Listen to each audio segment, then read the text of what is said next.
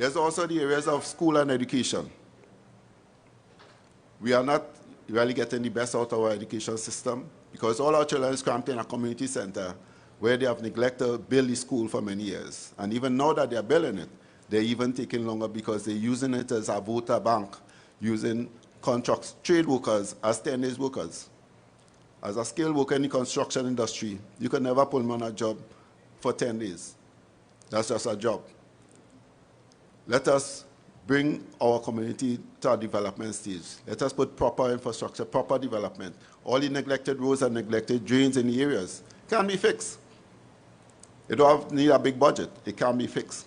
So I ask the people, we can work together, we can build Hollywood, make Hollywood the standard that all other constituencies would want to be like. With your help, or with my help, we can work together. I'm not asking just to lead you, but to work with you. Give me the support that I can support you in bringing about a better community, a better district of Hollywood, and continue the legacy of my grandfather, George Melville, which was the longest serving councillor, and develop all that is in Fanny Village right now in Hollywood District. The Fanny Village School, the Fanny Village Center, the Fanny Village Parks. We can bring this back to the standard and the quality it was, and not the neglect that PNM has continued to give in you after election. So I thank you. I hope that you come out and give a strong support. Don't let the minority make the decisions for the majority. Far too long that has been a problem. So Hollywood, let the majority come out and give your vote. Give your vote and give your support to I, Daniel John, the candidate for UNC for the Hollywood District in Point 14. I thank you. I thank you and thank you. That can fulfill all needs. Don't they know we understand? Yes. Again, and on January 25th, the people of Hollywood will speak resoundingly, and they shall ensure that Daniel John becomes the new councillor for that area. I now bring on our next speaker and candidate, Mr. John Lakis, who is going up for the district of MORNE, COCO, ALYCE Glen. John Ricardo Lakis is son of the soil of Diego Martin, has his roots firmly grounded within the community. A family man who has been married for 40 years with children and young grandchildren of 4. A man dedicated to his family. He has now entered the politics to transfer this passion to involvement in the lives and residents in his wider community. A businessman by trade who has over 40 years experience in the automobile and marine industries. John has always felt that his community has continuously been neglected for the past several years, a sentiment echoed by many. Mr. Lakis intends to focus on the youth, unemployment, infrastructure, and the levels of crime within the area. Being a father and grandfather, he has always felt the need, like every other parent, to leave a better environment for the future generation, and believes that local government is of vital and importance to the people. John believes the UNC is the best medium to effect these changes, and is supported by friends and family alike to become the new candidate for electoral district of MORNE, COCO, and ALYCE Glen. My brothers and sisters, the people, my friends, listening tonight, viewing tonight, let us all welcome the candidate and next councillor for ALYCE Glen, MORNE, COCO, Mr. John Lakis.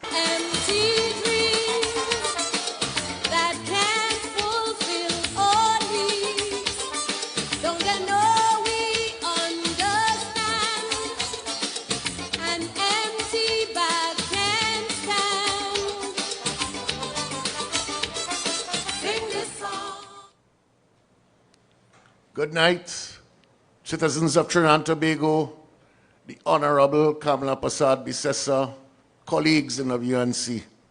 Thank you for having me here tonight.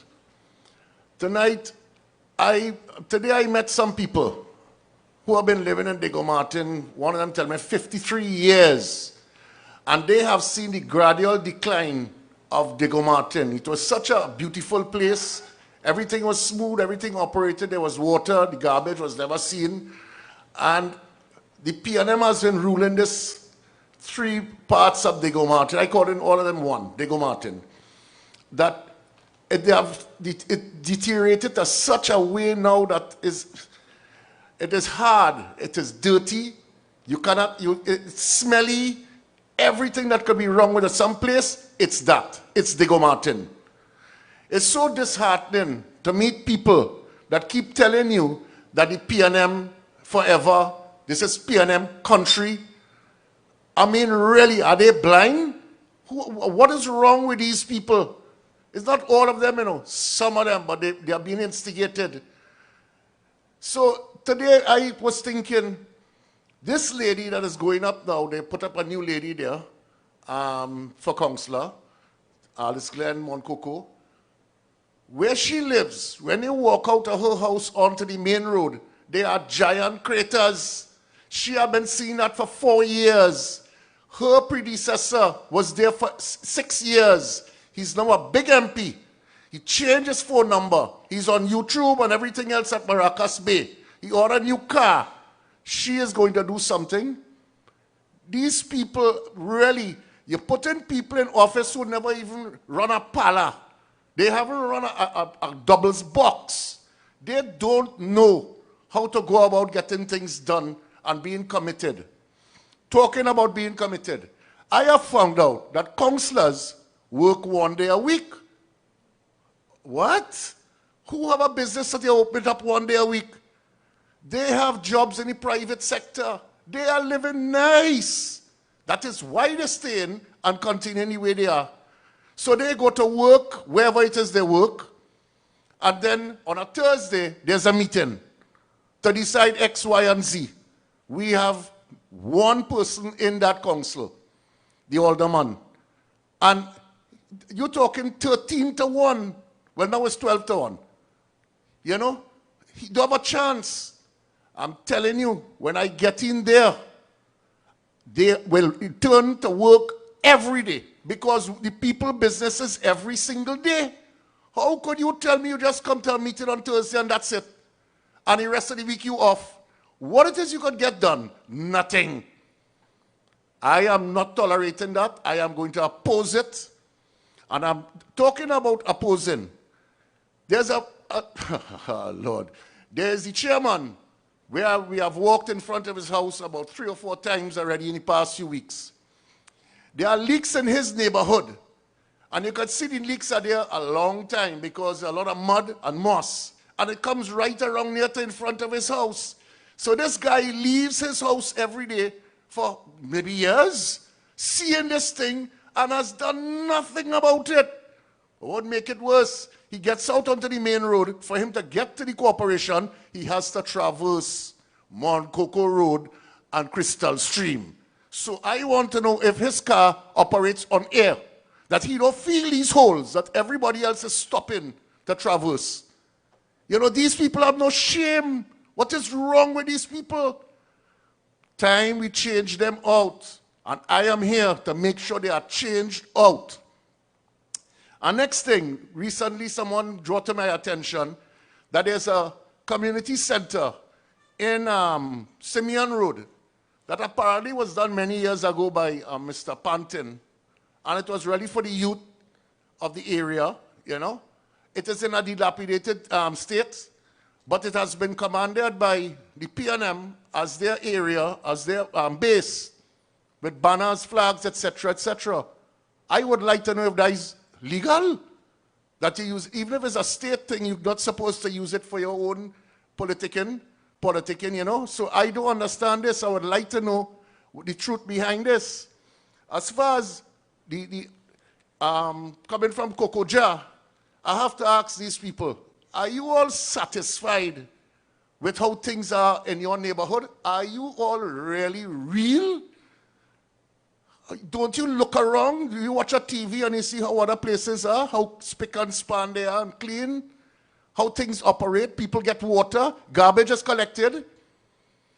The roads are perfect. But you tolerate this foolishness. And you are going to tell me you're not going to vote for me because you're a PNM till you're dead. Well, boy, all you go dead PNM and you'll never get anywhere. It's about time you all get out the chains. Get those chains off of you all. Come on, you're not stupid people. Simeon Road. What is wrong with you all? Don't you all want better? I am here to provide better, to show you the way out. If I cannot perform, fire me. That is what I work with. If I am doing junk, get rid of me. But I will go in there. And let me say one more thing. You see the salary that it's supposed to get there when you move into the council? I am going to take 2 months of that salary and fix all those potholes. All. You hear what I'm telling you? Because I got a quotation from a private contractor. You know how much to fix all those holes from Majuba to Crystal Stream? I will tell you, 10,000 TT dollars. And that council do not have that money to do that, inconveniencing people every day. Traffic comes to a halt. It's destroying your car. It's frustrating.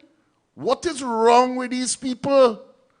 The other thing I intend to do, I'm going to take WASA to task.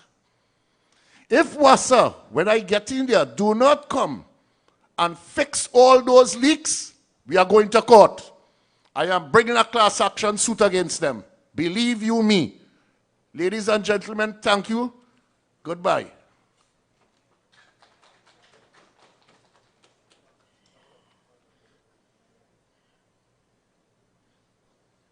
Yes, let's hear it for John Lakis. And we know that on January 25th, when he is made councillor, the first 2 holes he go in and fix is the one in front of the house that he just mentioned there. Yes, my friends. John, I want to tell you, you made mention of the PNM councillors working once a day. But our UNC councillors and aldermen, they work every day, 24/7, because as UNC councillors and our aldermen, they know how to work. So when you become councillor, you will show them how they must work. Yes, my brothers and sisters, we're heating up the place. While you are watching this live, I want to ask you to share the live, share the live, share the live. We're moving on. My brothers and sisters, I want to now bring on our next candidate, our next successful candidate, by none other than Mr. Richard Sukdeo, who is contesting the seat for Canupia. Mr. Richard Sukdeo is a true son of the soil of the Chaguanas borough, who has lived in the Canupia district for over 18 years. He has been involved in the United National Congress for the last 15 years, where he has served from party group to constituency executive in an effort to ensure that lives are better and that lives are turned around. He's a real community patriot. Richard has worked with various community groups throughout Chaguanas and this district, such as Canupia. Connect with the Canupia Chamber of Commerce to empower youth and provide opportunity for the vulnerable. As an active member in the Montrose New Testament Church, Richard has also served as a director on the Film Company Board, Creative Industries Board, and Free Zone Company of Trinidad and Tobago. He has served for many years as the Assistant Executive Officer of the Sugar Industry Labor Welfare Committee. I can attest to that. Richard and I used to work together there. He also serves with the Chaguanas Full Gospel Business Association. Richard has the experience, vision, and the ability to serve Canupia. My brothers and sisters, let us welcome our winning candidate for Canupia, Mr. Richard Sukdeo. That can fulfill all needs. Don't they know we understand? An empty bag can't stand. Honorable Political Leader of the United National Congress, Ms. Kamala Persad-Bissessar, UNC colleagues, virtual Trinidad and Tobago, good evening. Local by-election in 5 electoral districts are just a few days away. Citizens will have the opportunity to indicate their preference, either voting for all talk by the PNM party or endorse the UNC party that possesses a track record of performance. The term local government reform is heard from time to time. Every 3 years, that is when the local government election comes around. And just like a vapor, it disappears. This is due to the PNM's reluctance to the UNC's position on various matters.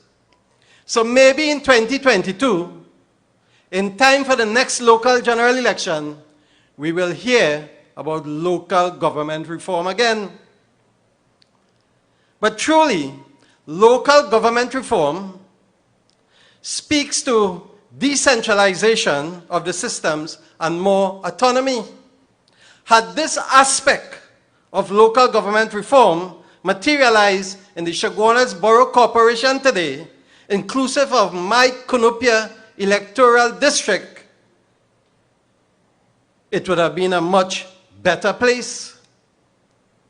Presently, what exists is a dysfunctional, inadequate system. Let's look at the present unfair system. ARIMA has a population of 35,000 people and gets a subvention of $82 million.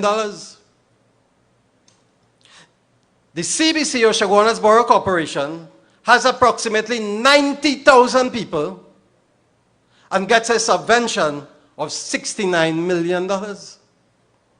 The per capita for ARIMA works out to be approximately $2,342, while the per capita for the CBC works out to be, guess what, $766.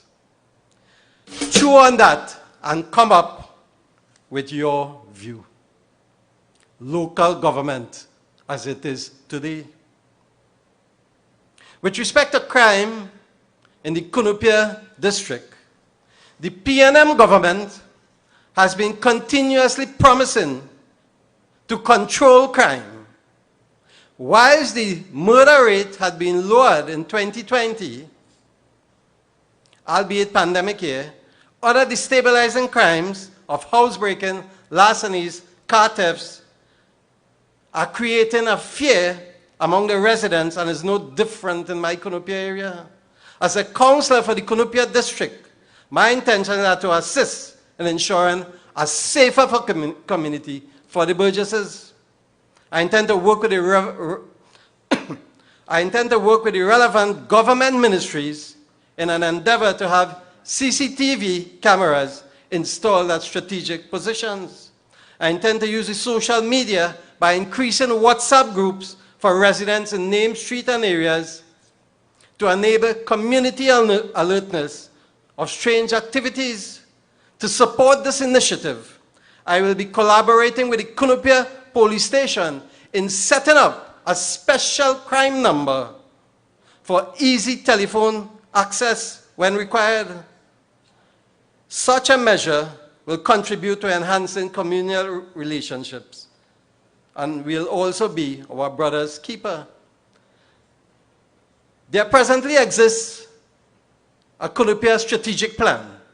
This local by-election in this Cunupia district is to fill the void left by my councillor, Ms. Vandana Mohit, as she ascended to the Member of Parliament position for the Chaguanas East constituency. As is with the cause for 4 other councillor positions, it would be remiss of me not to mention that the Cunupia district has been extremely well served by the Honorable Ms. Mohit over the past 7 years. Kudos to her. Some of the goals and objectives of the strategic plan in the Cunupia district is 1, to complete and review the installation of a new traffic plan at the Chin Chin Junction Road in Cunupia to ease that congestion where there is a school right there in the vicinity. We would like to enhance parks and recreational areas. The Jenningham Junction Park, adjacent to the Jenningham Government Primary School. This will cater for the school and the residents also. The Esmeralda ground site has been completed. It is important to note of the valuable stakeholder contributions of the business community and their continued engagement in sustaining the Cunupia district, socially, academically, and with the infrastructure works. One such project we have in mind is to continue to develop the Cunupia Police Club, which will offer sporting and recreational activities with youths in mind. And as we all know, UNC is about developing and promoting youths and putting programs in place for the youths. We are in the process of getting stakeholders to assist with the first floor works in that project. Beautification works has been completed to some extent. In respect to business opportunities, we want to do an extensive plan with the Cunupia market to give opportunities to single women and new business entrepreneurs. In conclusion, I have walked the entire Cunupia district, touching every home, and have listened to their concerns and issues. However, provisions of services may not be available due to financial stronghold that is being exercised by the present PNM government. This punitive measure reeks of financial inequality to the Chaguanas Borough Corporation. However, with the limited resources, the CBC, with prudent administrative and political management within each electoral district, is positively carrying out its mandate. The PNM mats in financial subvention should not be allowed to continue. Due to the economic hardship being experienced by the population, a new meaning is given to the PNM, which is people never matters. It's all about their friends, their families, and their finances. A clarion call is now being made for all eligible voters in the 5 EDs. So on next Monday, January 25th, vote for a party that cares for its citizens, vote for bread, peace, and justice, vote for the symbol of the rising sun, vote for me, Richard Sukhdev in Cunupia, vote the United National Congress. I thank you. God bless our nation. It is said to be the keeper of all man's destiny, though the lords of wars and ways. Yes, my brothers and sisters, and on January 25th, the new councillor for Cunupia will be Richard Sukhdev. When you go out there in your numbers, in your thousands, to vote for him, remember to put that X by the rising sun, by the UNC, and vote for Richard Sukhdev for Cunupia. Coming now is our next victorious candidate, Sheldon Garcia for the electoral district of ARIMA Central. Sheldon Garcia is an Arimian to the bone, having lived in Malabar all his life. He has served this community as a football coach for over 25 years, which has allowed him to positively change the lives of hundreds of young people. As a devout Catholic and member of the Malabar RC Church, Sheldon believes service to man is service to God. Hence his constant and consistent community development work in the past years, which has seen him undertake significant events such as a Christmas children's party at the ARIMA Velodrome.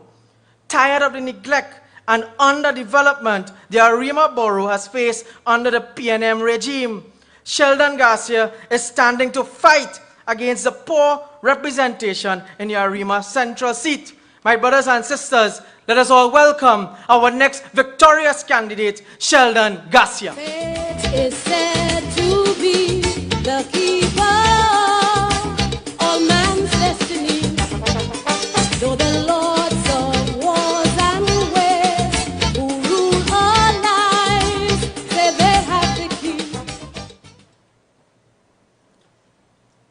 Thank you, Mr. Chairman, for that wonderful introduction. To my colleagues at the head table, and to my political leader, Mrs. Kamala Prasad Bisesa, and the best Prime Minister of Trinidad and Tobago, a pleasant good night.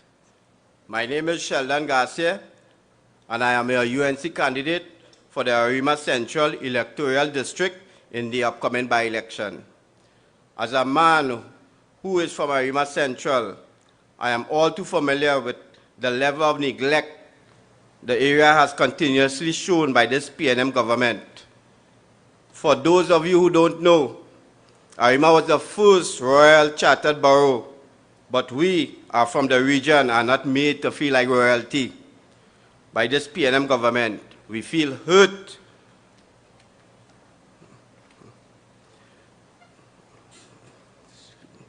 Seeing what our district has deteriorated into. The Lachman Singh Avenue grounds that are used by the youth in the district has been left neglected, and it is an embarrassment. The youths have told me that they want a ground that they can be proud of. Also, the basketball court, which is right next to the grounds, is in a bad state that the youth in the areas cannot use it. Well, tonight, I want to assure the youths and all the Burgesses of ARIMA Central that on January 25th, when you vote for Sheldon Garcia, your UNC candidate, I will ensure that all these neglected fields are no longer neglected. I will make the development of the youths a major priority. The youths are the future, and they are the future of our nation. During my walkabout, I have noticed that the drainage system is a major problem, and is no new problem. This neglect is something that the people have been faced with for a number of years.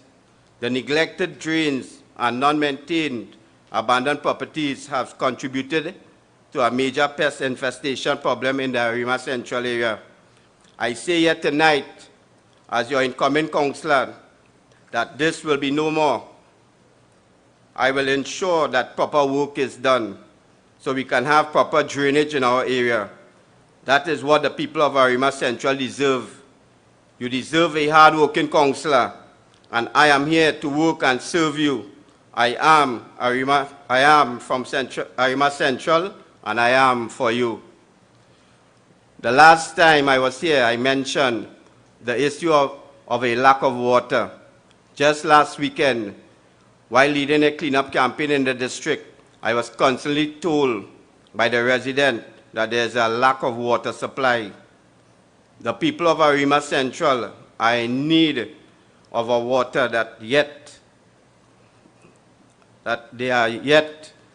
and several leaks are throughout in the district. It pains me to hear this, and just as I have told those residents, I will say here tonight that I, Sheldon Garcia, once elected, shall ensure that water flows in your taps. Water is life. I want to ensure the people of ARIMA Central have a proper water supply. I want to remind that the PNM government, that the name ARIMA is the Amerindian word for water, and the PNM government had made this district not live up to its name. My friends, I have received several complaints of poor conditions of the roads, and I have seen it for myself as I drive on these roads each day. They are in a terrible condition. As your next councillor, I will make sure that these infrastructural issues are addressed in a timely manner. As I close, I want to promise the people of ARIMA Central, I promise to fight for peace, bread, and justice for the people. I want the people of ARIMA Central to hear this. I may not be a doctor. I do not hold a PhD, but I am from the community, who lives in the community. I love the people in my community, and I am here to work for them. I am no stranger to serving my community, as I have been doing this for many years.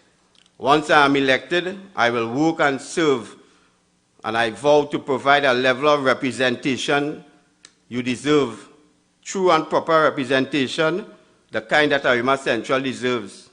So on January 25th, my people, I encourage you to come out and show your support. Come out and vote. Put your X by the rising sun, put your X by the UNC, and put me, Sheldon Garcia, to work and serve you. Long live the UNC, long live Kamala Prasad Bisesa, long live the people of Trinidad and Tobago, and long live the people of ARIMA Central. Thank you. Fate is said to be the keeper of all man's destiny. Though the lords of wars and ways who rule our lives say they have the key. Yes, yes, yes. Let's hear it for our candidate and our next councillor for ARIMA Central, Sheldon Garcia. And I want to tell you all, in all of his walkabouts, everywhere he goes, everyone's saying, Sheldon, we for you. Sheldon, we know you are one of us. Sheldon, you know you're from the people. We're going to vote for you. So, ARIMA Central, on January 25th, get down there early and put your X by the UNC symbol, the rising sun, for our boy, Sheldon Garcia. Ladies and gentlemen, I move on to our next winning candidate. Mr. Tylan Dwight Farrell for the electoral district of Hindustan St. Mary's.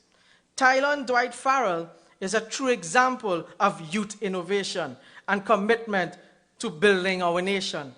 At the age of 29, he's a business owner, as well as being involved in fabrication, building, and construction sector. He has a passion for St. Mary's after living his life in Maruga. Having been involved in various church and sports groups, he wants to add representation, which will be a catalyst for change to uplift young people. He loves this community and country so much that as a former student of Barakpur Secondary, he is a researcher into historic links of this community. Ladies and gentlemen, let us welcome to the podium our next and winning candidate, Tylan Dwight Farrell. Fate is said to be the keeper of all man's destiny. Though the lords of wars and ways who rule our lives say they have the key, they're just selling empty dreams that can't fulfill our needs. Thank you, fine sir, for that wonderful introduction. The Honorable Kamala Prasad Bisesa, political leader of the United National Congress, Member of Parliament from Muruga Table and chairperson of tonight's proceedings, fellow candidates, brothers and sisters. My people of Hindustan St. Mary's, good night. Firstly, I must restate my gratitude to the Honorable Kamala Prasad Bisesa for the opportunity afforded to me to be the candidate for by-election on January 25th, 2020. To represent this party, and most importantly, to be the voice of the grassroots. Today I stand before you, not only as a candidate for councillor for Hindustan St. Mary's, but also a proud citizen of Trinidad and Tobago. Son of the soil of our beloved Hindustan St. Mary's, I am ready to serve. I am ready to bring forth the change our communities so desperately need. I am ready to prioritize the needs of the people of Hindustan St. Mary's. I am ready to get to work. During the last few weeks, my team and I journeyed through the communities of Hindustan St. Mary's, meeting residents, hearing their plights, and forging meaningful lifetime relations. Nevertheless, I could not ignore the pain in the eyes of my people, the strain on their faces due to years of suffering under PNM administration. Tonight I say to you, my brothers and sisters, I am ready to stand alongside you to fight tirelessly, to be your voice and propel change for central government to recognize you are part of society. My candidacy is guided by my vision to progressive, just, and safe world for generations to come. A world with limitless opportunities, grounded in the empowerment of youth and the strengthening of our communities. We, as political representatives, are bounded by a duty to our people to be held accountable for the plans we intend to implement for the betterment of our communities. In saying so, as a son of action, I am willing and ready to continue the initiatives put forward by the former councillor and now MP for Muruga Table and Michelle Benjamin. I am ready to pick up the reins regarding the infrastructural works to our roadways that our residents so desperately need. The residents of 6 Company, Blood Road, Ants Nest, Puran Road, Hindustan, Naji Road, and the Naparima Miara Road must no longer be subjected to cave lands This government speaks about boosting tourism initiatives. The former councillor made it a state-of-the-art facility, yet another facility underused, and you boast of tourism initiatives. I ask you tonight, Minister, what about the road to Devil's Woodyard? Don't you think people may visit the site more if the road is better fixed? I am committed to providing disaster relief to families affected by the terrible effects of landslip situation and harsh weather conditions that continue to affect the daily lives of many. The constituency of Muruga Tableland and by extension, Hindustan St. Mary's continue to suffer. We are stifled for funding by this PNM regime. I am aware of the problems experienced by the persons of Hindustan St. Mary's, and I am ready to get to work. As we approach the dry season, I am committed to mitigating the water shortage problem in Hindustan St. Mary's, especially in places like Tableland, who suffer the harsh reality of inconsistent water supply. I pledge my people's service and commitment to the Waterways Initiative as put forward by the Honorable Ms. Mitchell Benjamin, and will liaise with the relevant authorities to ensure the residents have access to a consistent water supply. Sport is necessary and powerful tool to the youth of Hindustan St. Mary's. However, while the youth of Hindustan St. Mary's eagerly await a safe space to engage in sporting activities, the Muruga Sporting Facility remains useless. In all of its unfinished glory, the PNM has spent hard-earned taxpayers' money to construct an empty building to collect dust. The facility has been inaccessible to our youth since its opening in August of 2020. The unfurnished, inaccessible sporting complex is another prime example of the empty promises of the PNM government. It's time you vote for the representation you deserve and for me to be allowed to pursue the works started by MP Benjamin. It tortures me to stand here tonight to say there are people in Hindustan St. Mary's who are still living without electricity. Single mothers who are literally out of work. Qualified persons who cannot even get a placement in OJT. I am committed to building a better for our youths, working with NGOs and key stakeholders in our communities to generate employment and training for our young people. They are the future of Hindustan St. Mary's. They are the future of our nation. To date, many persons in the electoral district have not received a single relief grant and are presented with more and more empty promises. I ask you tonight, how long will you be fooled by the empty promises and false hope of the PNM government? Years and years of promises, but nothing to show. The people of Hindustan St. Mary's have not remotely benefited from the PNM administration. Once I am elected to the chambers of the Princestown Regional Corporation, I promise to stand with you in your every need to ensure we as an electoral district become a role model district. I assure you, I will work with the Member of Parliament to ensure best that the existing issues are reminded. I will continue to promote sports and culture. I will continue to listen to your plights and find a viable solution. It is time for us to be the change that we wish to see in our country, and I am committed to achieving such change. On January 25th, 2021, vote for change. I thank you, brothers and sisters. Good night. Sing this song for bread, peace, and justice. Sing this song for bread, peace, and justice. Sing this song for justice, peace, and bread. Sing this song for bread, peace, and justice. Yes, my brothers and sisters, there you have it. All our 5 successful and winning candidates on January 25th, 2021.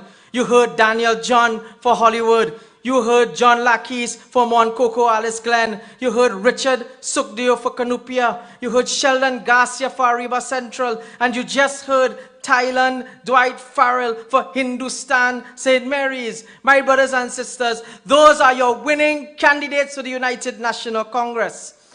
Moving on, ladies and gentlemen, this gentleman is young and dynamic.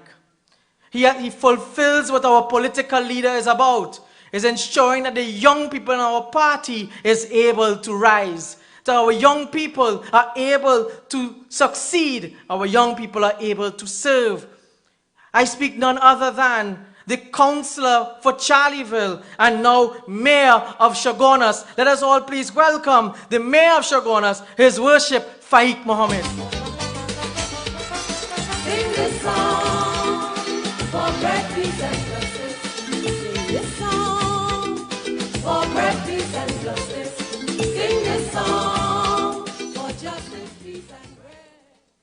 Good afternoon, honorable political leader, UNC family, citizens of Trinidad and Tobago. This country is suffering from an epidemic. 5 years and 4 months now. You all will know it as the PNM 2015. And now we have the new strain, the PNM 2020. For some reason, for some strange reason, this disease prevails in this country. This disease of a government is attacking our treasury, eroding our safety and security, causing businesses to fail, diminishing foreign exchange, increasing job loss, increasing taxes, increasing gas prices, increasing the number of potholes all over the country. And one thing that is not increasing is the level of funding that is given to corporations throughout Trinidad for us to properly serve the burgesses. You know what hurts the most is seeing citizens who are paying taxes not benefiting from it. But we all know who are the ones benefiting. We know exactly who will be receiving millions of dollars in rentals and for purchasing of lands. And I can tell you, it's not the burgesses of Chaguanas. It is the PNM government who is robbing the burgesses of Chaguanas. And I'm not afraid to stand up here and talk about it. As a taxpayer, you expect to see better roads and drainage, have access to the best health care, to feel safe and secure with more police presence. However, it is the friends, family, and financiers who are given priority over us, the hard-working population. Why must the corporation beg this PNM government for adequate funding to be able to serve our burgesses, the same burgesses who are paying thousands of dollars in tax and cannot benefit from it? You tell me, how is this fair? Imagine the Chaguanas Borough Corporation, when it comes to the budget, they sprinkle pennies to us when we have to serve a population of approximately 80,000 people. But on the other hand, you have the PNM-led THA spending $2.5 million on rope. Imagine that, $2.5 million on rope. Well, at least this time they could find the rope. Last time they couldn't find the gravel when they were building the hospital in Tobago. This is how the PNM prioritizes your tax dollars. $2.5 million could have been spent on laptops for our children to do online classes. But education is unimportant to this government. They are too busy cutting gates and closing down UTT campuses. This money could have been used to buy beds, wheelchairs, and medication for hospitals. But knowing them, they rather see people lying on the floors in our public hospitals while they are treated like royalty in private institutions. I am thinking it's better in the Chaguanas Borough Corporation I think it's best now that we sell rope because we need this $2.5 million. So I'm looking into selling rope soon in the Chaguanas Borough Corporation. Imagine during these hard economic times, money that could have been spent to bring relief to the citizens of this country is being wasted. As the mayor of Chaguanas, I don't understand what equation or logic that they have been using to distribute funding to municipal corporation. The only thing that comes to mind is donkey logic. Yes, donkey logic. Under Kamala's administration, the Chaguanas Borough Corporation received in excess of $100 million. However, since 2015 to now, there was a steady decrease to almost half that amount of funding. We now receive approximately $60 million. You know how hard it is for us to sit in council to decide what takes priority when we know it has more than one thing that needs to be fixed. One such difficult decision we were forced to make was reducing the amount of days for open trade services from 3 to 2 to 1. We just don't have that level of funding anymore to pay contractors to service 12 times a month like before in 2010 to 2015, when this government is only sending funding for 4 times a month. We at the Chaguanas Borough Corporation are doing the best to keep our heads above water. But soon we may not be able to keep the lights on in our building because no money was sent to even pay utility bills. All we are receiving is releases for wages and scavenging. Imagine, no money was released yet since the budget was read since October for the purchases of material to fix roadways. So we have a workforce, but no materials to work with. You see that? That is P&M logic. That is donkey logic. My friends, there's a famous story, Animal Farm, where the pigs was in charge of the farm, and they said, all animals are equal, but some animals are more equal than others. My friends, what I see today when I look at this P&M government, they are in charge, and to them, all citizens are equal, but some citizens are more equal than others. According to the political leader, dogs are more equal. In Chaguanas, we have a population of 80,000 plus citizens, whereas Point 14, there's a population of approximately 20,000. But they are getting approximately $3,450 per Burgess, whereas in Chaguanas, we are getting $862.50 per Burgess. It is clear to see that with the P&M, some citizens are more equal than others. But there are more examples of unfairness and inequality. This government prioritizes millions for San Fernando Waterfront project and to upgrade Skinner Park. And what Chaguanas got? Nothing. Zero. We have been begging and pleading for the infrastructure to alleviate the horrific traffic situation. Not for vanity projects, but projects that will benefit the Burgesses positively. But San Fernando, with a population of 48,000, seems to be more equal than Chaguanas with a population of 80,000. Where is the fairness and equality, my friends? It was under Kamala Persad Bissessa that local government saw proper funding and the country saw proper development. Under Kamala Persad Bissessa, we went from cotton cane to flying plane. Under the P&M, we went from flying plane to clean and drain. Under Kamala, this country was selling oil. Under the P&M, we are selling scrap iron. Under Kamala, we were moving towards the 21st century. And my friends, not because the Prime Minister is a geologist, he has to take us back to the Stone Age. Think about it. The same government that asks you to tighten your belt is the same government that has wasted away this country's wealth. At the rate they are moving, soon the belts might be wrapped around our necks. That is why on the 25th of January, it is important to vote United National Congress in the local by-election. Vote for our 5 candidates and let us put a stop to this PNM government. Their priority is their pockets and not the people.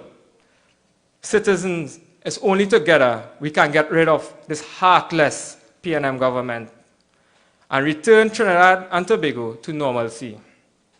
On the 25th of January, it is important to come out and vote. I want to remind you, my friends, that change only happens when you stain your finger and stain it in the right way. So let's start with this election. And remember, a river cuts through a rock, not because of its power, but its persistence. Together, we will persevere, and together, we will rise. Thank you. Sing this song for bread, peace, and justice. Sing this song for bread, peace, and justice. Sing this song for justice, peace, and bread. Yes, yes, Your Worship, you prove one thing tonight, and you're correct. Imagine dog better than you in Trinidad and Tobago right now. Oh, Lord. I don't know what again will happen here. Oh, Lord, oh, Lord, oh, Lord. My friends, please remember to share the live, share the live, share the live. Also remember, January 25th, we're voting for the UNC for all our candidates in the by-election. Coming now is a very young, dynamic councillor. She is a councillor in the Tunapuna-Piarco Regional Corporation. She leads a dynamic team of councillors. She has been in politics since 2005, serving in the National Youth Arm of the United National Congress at that time. She's been a local government councillor since 2010. She has just completed a diploma in operational management of local government. And when she's in that council, she's a firebrand. She's have the PNM running. Ladies and gentlemen, join me in welcoming Councillor Jalen Rupnarai. Sing this song for bread, peace, and justice. Sing this song for bread, peace, and justice. Sing this song, this song, this song, this song, this song, this song. Our distinguished political leader, the Honorable Mrs. Kamala Persad-Bissessor, my UNC family, and last but not least, you, our online supporters, who have joined us on this Monday night virtual forum. Good evening. My friends, like the mannequin challenge, the Rowley PNM government has been frozen in action, bringing the economy to the standstill since they assumed office for the second term on August the 10th, 2020. Under the PNM, our country has not grown for the past 5 years. Unemployment continues to rise. The Point Lisas area, our major source of foreign exchange, is on its knees. There was a growth though. The friends, the families, the financiers, the recusal twins, Faris and Fuyong all benefited through the last 5 years, and the PNM has prioritized these people over you and the wider population. I must say, when Mrs. Bissessor was the Prime Minister of Trinidad and Tobago, that was the best time ever in our country's history.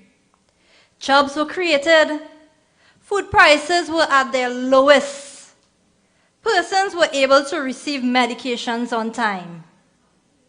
Crime was coming under control.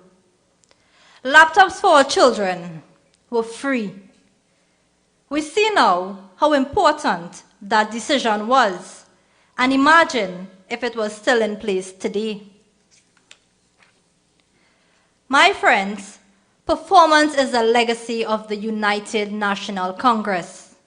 Tax, corruption, scandal is the legacy of this rowdy PNM government. Well, Ropegate is the latest massive corruption scandal. Imagine, as my colleague mentioned, the Tobago PNM paid $2.5 million for a piece of rope and was bold-faced enough to call it a tourism project. Come on now, man. Are they for real? In the Tunapuna-Piarco Regional Corporation, where I sit as a councillor for the electoral district of Kirepage, a document was tabled on Wednesday, the 13th of January, 2021, proposing to significantly raise fees for a number of services provided by the corporation. You know how much rope that is? The document stated that the increase in fees was necessary to offset the shortfall in allocation and release from central government. Fees would be increased for 3 departments: building inspector, public health, and works.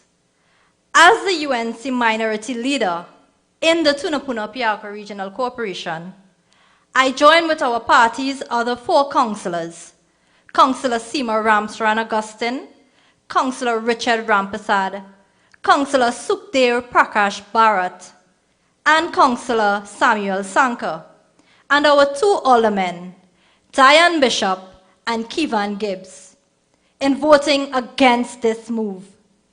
Unfortunately, we were outvoted given the PNM's majority in the corporation. The decision to raise fees shows the left foot of the PNM-controlled central government does not know the right foot of the PNM-led Tunapuna-Piarco Regional Corporation is doing. Talk about a PNM Balize dance of incompetence. Why can't the PNM Minister of Finance release the funding to manage a PNM-controlled corporation? Something is very wrong with this. Citizens should not have to pay the price for the incompetence of inverts. Imagine simple services like patching of holes bigger than my car cannot be fixed. Let me name a few areas in Kirep: Evans Street, McInroy Street, St. Augustine Circular. Terrible. It is worse than the Bocas. Citizens, now is the time, and we are fed up. We are totally fed up. Another thing is we have so many manhole covers that are open. It's a hazard. What do they care? You know when they will care? When somebody fall in the hole and then they come to sue the corporation. That is when they will care. And let's not forget the new Kirep Presbyterian School. Would you believe the minister, the Ministry of Education, is now seeking the assistance of the Kirep Presbyterian School Board and the Tunapuna-Piarco Regional Corporation to have the school clean for when school reopens? Is the PNM serious? Are they for real? Where is the so-called goodie budget the Minister of Finance read in September 2020? Or is it he fooled you, the people, about the allocations to each corporation, like they fooled us and said COVID-19 was under control? We in the UNC are calling on the local government minister. You listening? We are calling on you, Mr. Kazim, and other members of the corporation to reverse this decision. We in the UNC always seek the best interest in providing services to the people. And as our political leader has always taught us, serve the people, serve the people, serve the people. This is what we do. This is what we started to do in 2010 under her leadership. And this is what we will continue to do. Nonetheless, we are determined to continue fighting for better quality of life for every citizen. So tonight, I want to remind you that on January the 25th, we have a by-election. And I ask you to go out. Go out in your areas, in your electoral district, and vote for your UNC candidates. Vote for better representation. Vote for performance. Vote for the UNC.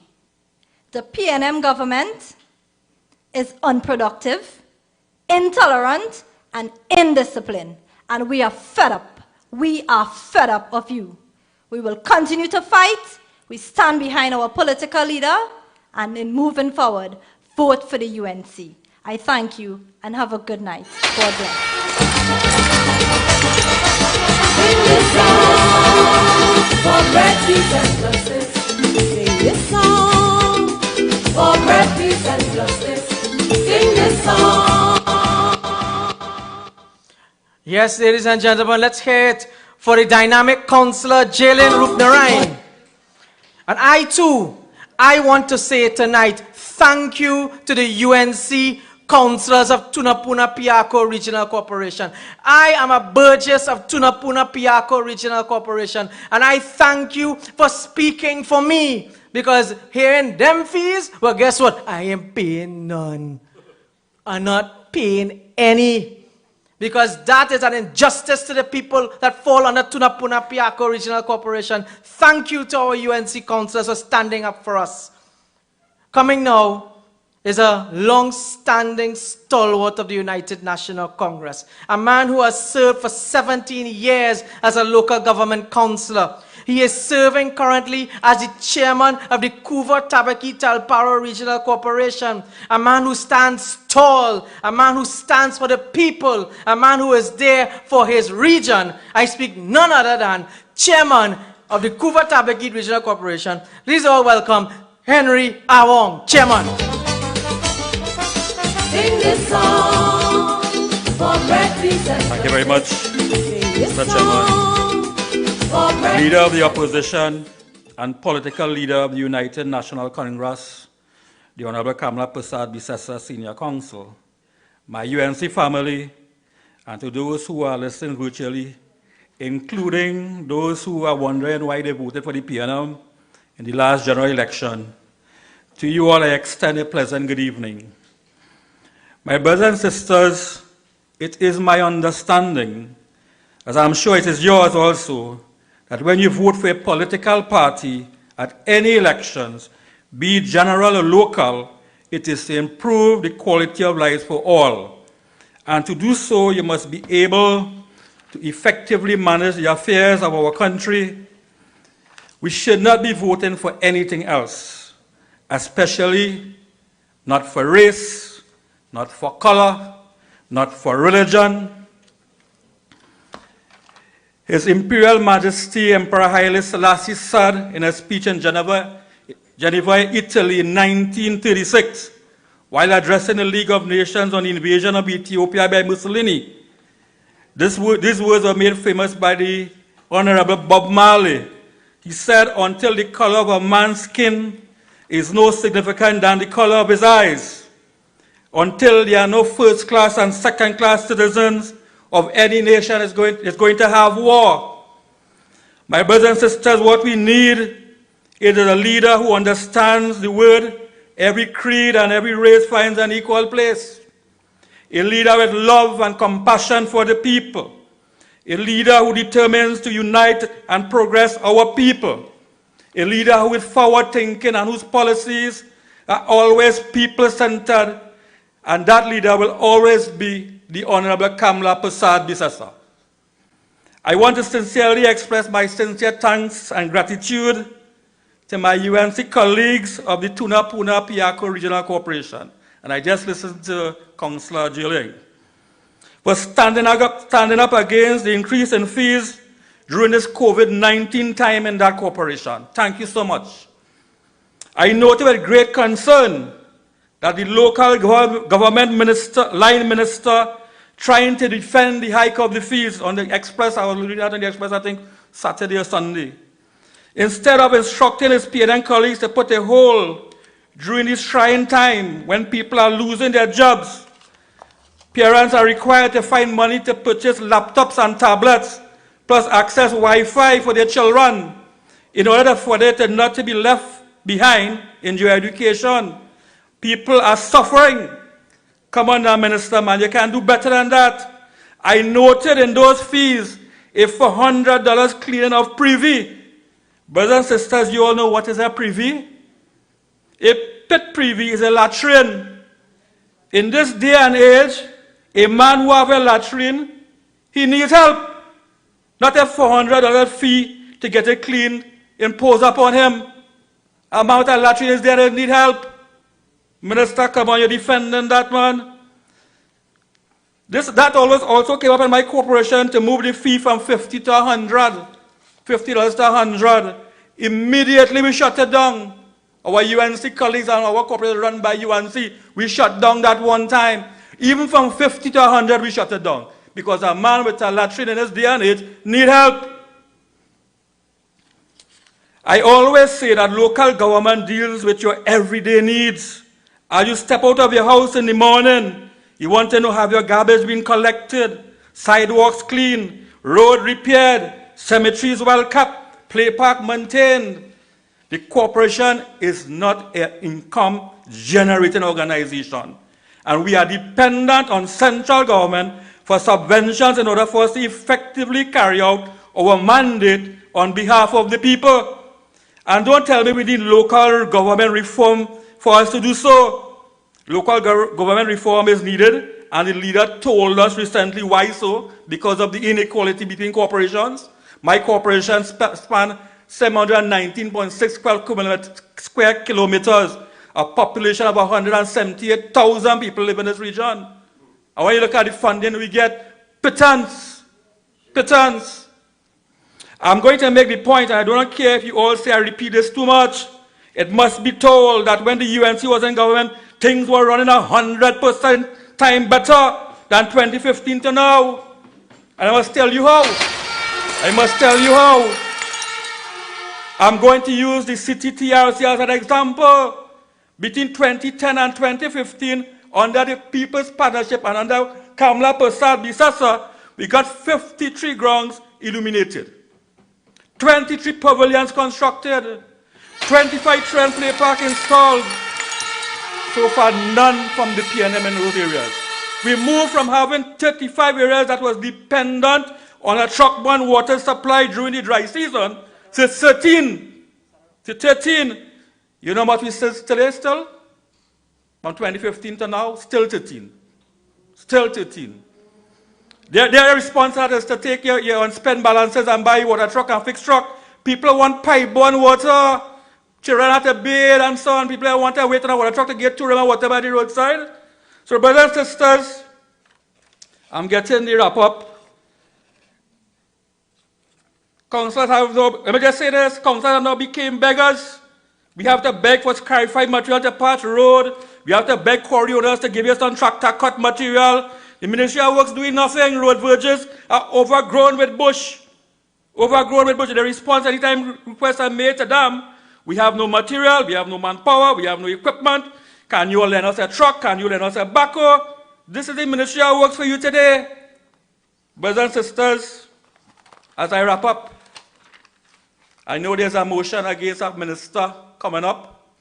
I want to tell you, we as local government practitioners have lost confidence not only in our minister, but in the entire PNM government.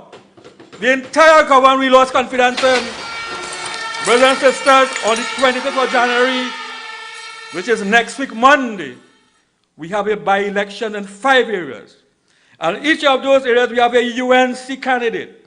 Persons who are community-oriented. We heard them here this evening. I am asking you to use your vote wisely. Vote for the UNC. Vote for yourself. Vote for community. Vote for country. Vote United National Congress. I thank you very much. Sing this song for bread, peace, and justice. Sing this song for bread, peace, and justice. Yes, let us hear it for the dynamic chairman. Ladies and gentlemen, I bring now to the podium a firebrand in the Senate, the man who's have the PNM hopping. He's have the Senate president jumping up and down. When she finished, oh God. Ladies and gentlemen, we have one of the most dynamic senators here, former Minister of Sport, in fact the best Minister of Sport that served under the Kamla Prasad Bisesa administration. My brothers and sisters, let us all welcome Senator Anil Roberts. Sing this song for bread, peace, and justice. Sing this song for bread, peace, and justice. Thank you, Mr. Chairman. I get roping. My grandfather raised from the grave when he had 2.5 million for a rope. Luther Roberts from Tobago. Either half Tobagonian Douglas. So the rope me in here today. I'm telling you, I get roping to the virtual. But the longest rope have an end. We go give the PNM enough rope to hang themselves. We go play rope-a-dope with Rowley. And let me tell you, long rope for MAGA goat in Tobago. Because the Tobago economy is like a MAGA goat under the PNM. They shut down everything. The only thing that Tobagonian have is a salary from the THA. Now, goat normally represents the greatest of all time. Muhammad Ali, some of these greats, Michael Jordan, Pele. Men call it Messi, no, he can't fit in there yet. But in Trinidad and Tobago now, goat stand for, under the PNM, government only assists thieves. That is goat. The PNM has transformed the fatted calf of the Tobago economy into a MAGA goat. But why cheat? Right now they're playing politics. They say Kamla in Tobago. Kamla is Watson Duke. Watson Duke is a Francoman, black African Tobagonian, born, bred Wasserman. How Kamla come in that? Or they leave the lady out of the mouth. They put in a poster, Kamla and PDP. PDP is black and green, we is yellow. Kamla in Trinidad, that Tobago. All you calling Kamla name, all you can't do nothing without Kamla. Well, it's best you come out and leave Kamla to go back and be Prime Minister. But I don't understand this. You in charge of Tobago so long, since 2003, $32 billion. All you say is PNM country, Tobago is all your country, and all you could try to do to win an election is to cheat. They like Justin Gatlin taking steroids to beat Usain Bolt, but go still get licks because cheaters never prosper. They like Brian Lara, the king, the batsman, when he out, he don't even wait for the finger, he just walk out. Class is class. As opposed to Steve Smith, the Australian, who want to take to dig up ball and so on. Rowley, he look like when he playing cricket, he just had to dig up ball. It might be like Kamla versus Rowley. Kamla does go election and tell you children life fund, hospital, medicine, oncology drugs, 106 school, sporting stadium, aquatic center, textbooks, tell you about children, food, differently abled, across the board, Burgesses, local government, you're hearing it, that Kamla record. Rowley come to say, boy, I get some piece of paper, and they say, boy, them people try to kill a journalist. And I get a small pin to defend me, and now he's the super small pin. Why you have to cheat? If you good, say what you do, Rowley. Tell Tobago what you do. Don't tell them you're black and you're from Mason Hall by way of Lekoto and you put thing on Manning. Don't tell them that. Tell them what all you do with the 32 billion because nothing working in Tobago. But I don't understand what the PNM talking about, you know. Because just a few weeks ago in the Hansard, all the MPs here go tell you, each and every PNM, from Rowley to Ikepax, boy pin, small pin, coming to tell you the UNC is disrespectful to the country of Trinidad and Tobago because the UNC only put 39 candidates in Trinidad and they ignore Tobago, they disrespect Tobago. There is no country called Trinidad. There is only Trinidad and Tobago, and the PNM is Trinidad and Tobago. That's what them just say on the Hansard. Now they're under pressure. They ball Kamla in the Tobago election with PDP. Make up all your mind. Like all you not only MAGA buying rope for MAGA goat, all you bipolar too. So they come now to talk race. That's the only thing them could win with. Race in Tobago. They're trying to bring Kamla in it to make Watson Duke look like he's an Indian. Because now, in the only way Rowley could win the election, because he's so incompetent, so corrupt, and the worst prime minister in the history of the Caribbean and the Commonwealth. The only thing he could pretend to people is, boy, I as a black man, so vote for me. But Watson Duke is a black man. So all you handle, all your story in Tobago, because right here, we have 5 electoral districts in Trinidad to win, and we have 5 winning candidates. It are no safe seat for PNM. Down in Diego Martin, where that clown come out from who calling woman bat, like he just gone and follow his leader. No respect for woman. That man disrespecting woman since 1969. A teacher making child inside and outside, but telling we that we must not vote for PDP because them connected to the UNC on the outside. So keep the PNM family inside, everything good. But one problem with that, Rowley, you have inside children who have exemption and your outside children outside without exemption. So who is to take you on? If you treating your own children so, how you go treat Tobagonians? When you talk about Kamla Persad-Bissessa as Prime Minister, she treat Tobago with respect. We don't have to talk that. The record is there. She brings Tobago self-governance bill and debate it in the parliament. Rowley 5 years there and come a second term based on no observers and an EBC, niece of a minister who he sit down there and pay for medical for across the board to keep him alive. All of them getting sick. Well, good thing they have plenty of all your money, because other than that, oh God, the cabinet go be empty. Kamla Persad-Bissessa brings self-governance bill for Tobago. Rowley do nothing. Kamla Persad-Bissessa had the sea bridge moving smooth, so much so she never even take praise for it. She didn't even put it in her accomplishment because she thought that is run-of-the-mill. That is not run-of-the-mill. Now when Tobagonian had to, under the PNM and Rowley, had to put banana and sand on the back and swim across to Tobago, when they had barge and everything shut down, when they send home the Canadians and they bring Bridgman's crooked money still running 158 million and counting. Rowley said crooked, but the only reason the crooked money jump out the treasury is because Rowley, with small pin at his side in Tobago, approved the Charter Party agreement 3 years ago on the phone. So leave we out, leave Kamla out, all your business. Deal with PDP, deal with Watson Duke, Tobago, all your please. In the history of Trinidad and Tobago, Tobago has led the way. Tobago, the UNC in Trinidad is saying, we need your help, please. Start the ball rolling. Start the snowball rolling down Mount Everest. Beat the PNM, PDP, beat them there so that Tobago will show Trinidad what we have to do to save our country. We are suffering across the board. We are at the hands of monsters and it's getting worse. Well, let me move on quick, because they tell me rush. I now get a thing I asked Franklin Khan in the Senate a few weeks ago, but Franklin Khan, all you follow me quickly, where the money for the gas, all you buy gas from Venezuela, Wilmer Ruperti, PDVSA, Delcy, Maduro. All you buy gas from them. And we didn't know where the invoice dated after Paria said that they get payment.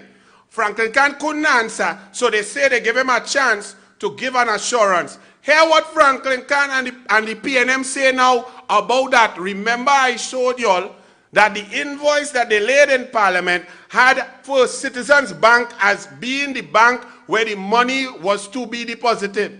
But Paria said the money was deposited in an RBC bank. So I ask all you, how the foreigner them know that Paria even have a RBC bank account? They come and they answer and they say, well, they had a pro forma invoice on April 8th that had the correct RBC account. Paria said the money went in the account from Deutsche Bank on April 15th. But then they did a next invoice on the 27th and they made an error. They put the wrong bank account. Well, let me ask all you this PNM, since all you're so bright, all you're lying so much, you're tying up yourself with all that $2 million rope, $2.5 million rope. If you corrected the invoice on the 27th, which was made 12 days after the payment was received, why you lay in Parliament 53 days later the wrong invoice? You see the problem? PNM, I don't know about all you know. All you say, all you correct it. But you come and lay in Parliament the invoice with the mistake. Well, we go deal with that. We moving right along. I ain't dealing with that now. Maduro and Rowley quickly. Because you all don't understand Trinidad and Tobago. Foreign affairs is going to impact this country. We're feeling the pain across the board from no foreign exchange, no foreign direct investment, no jobs, no school. Our children don't have laptops, no connectivity, pothole, no water. Now we have no money to clean latrine. Imagine in 2021 we discussing a policy in Trinidad and Tobago to dig out from the latrine. Some of them in the cabinet should go down in the latrine and we should cover it up. This is 2021. We're supposed to be discussing innovation, creativity, new green energy, jobs, money, investment, great gas, more refinery products. We talking latrine under the PNM. But Maduro, Rowley's best friend, they just found in Switzerland $10 billion of Venezuelan money that Maduro and his friends have in 30 banks and 150 accounts. I want to know who other friends are there have money in Switzerland, because we know Maduro has some friends in Trinidad. Them just come in without exemption, land on private sanctioned jet, and only Kamala come and show we the form. And then we know, and immigration officers get thrown out from the access to the computer. I wonder if any of them friends local, Trinitario, the friends of Maduro, name out there in Switzerland. We go find out, because it's $10 billion US found. But there's a problem brewing again with Guyana. And Keith Christopher Rowley has Trinidad and Tobago on the wrong side of the argument. But now he sit down as the chair of CARICOM, but he switched the side for CARICOM. So he supporting Maduro as Trinidad and Tobago, but fighting Maduro as CARICOM. The men confused, they have no policy, but we are going to suffer because the European Parliament has condemned Maduro for his acts against humanity. Maduro now, today, sent to Brazil because the Brazilian president is siding with Canada, the USA, with Europe, with our trading partners, whose side we should be on. Maduro, who people suffering and running all over, they say 7 million more going to leave and come. Another 100,000 due to come into Trinidad and Tobago in the open, porous borders because small pin studying to procure and not studying to do the work. They come in here. Maduro send oxygen to Brazil to make a political point while his people have no food and running away. And that is who Rowley endorsed. He attacked USA, attacked Europe, attacked the US, attacked General Secretary to support a narco trafficker, indicted corruption drug trafficker, and then telling all you that don't vote Kamala and PDP in Tobago. All you vote out Rowley. The country is sinking. We are in a desperate situation and the joke is over. The media must talk the truth. They're now talking about COVID. We dying all over. COVID coming in on Cobo. Everything shutting down. You the people must save us. Vote UNC. We have by-election. Vote it in Trinidad and get rid of the PNM over there. Anything better than Rowley and his MAGA goat. Blessings. Sing this song for bread, peace, and justice. Sing this song for bread, peace, and justice. Sing this song for justice, peace, and bread. Yes, ladies and gentlemen, let's hear it for the dynamic Anil Roberts. Ladies and gentlemen, it is my honor, it is the pleasure that I have the greatest honor tonight to introduce the greatest Prime Minister of Trinidad and Tobago, and come next general election when it is called, return Kamla Prasad Bisesa as our next Prime Minister. Ladies and gentlemen, I have the honor to introduce to you the leader of the UNC, Kamla Prasad Bisesa, Senior Counsel.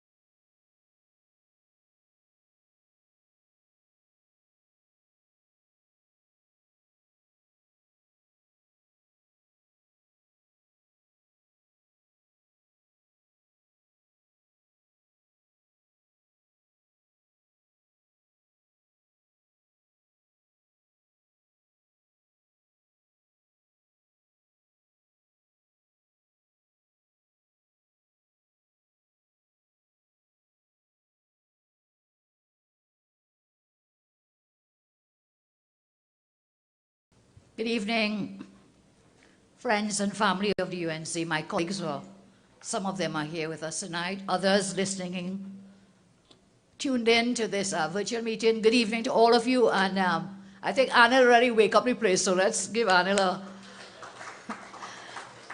Anil had us all going, but he's half Tobagonian, so he has a right to speak in that regard, but he's also a Trinbagonian. He has that right to speak as well.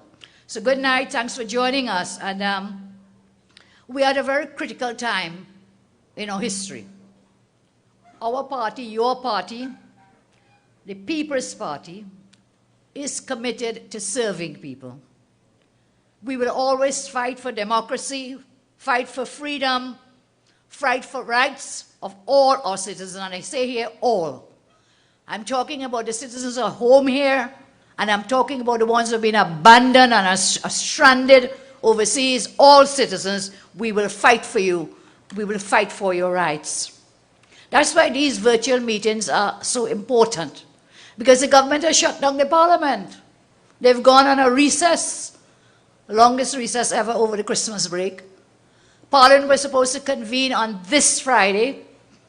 The fourth Friday in every month is Private Members' Day.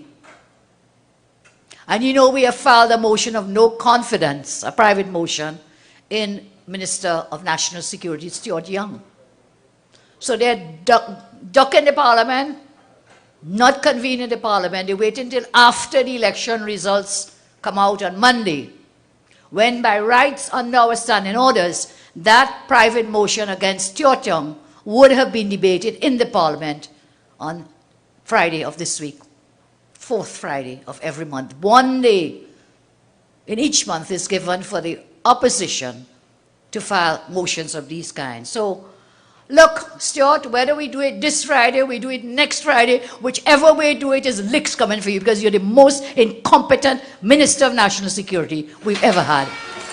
So if you think you have escaped, if you think you've escaped, you have not. You will have to come to Parliament and you will have to explain to people why it is that you are acting illegally, shutting down the rights of every citizen that you have stranded abroad. It is a right at common law. It is a right under the Immigration Act. It is a right of any citizen to enter into their country.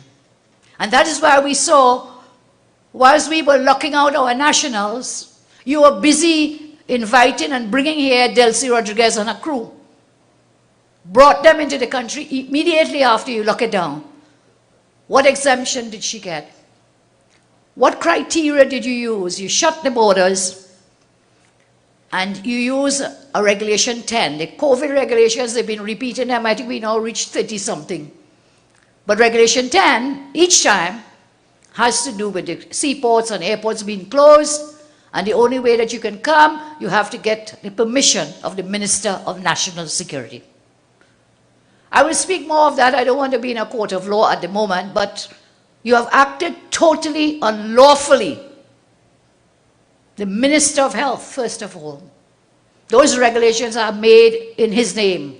He signs them. And that Regulation 10 is totally illegal. Totally illegal to use the public health ordinance to make regulations to stop citizens returning.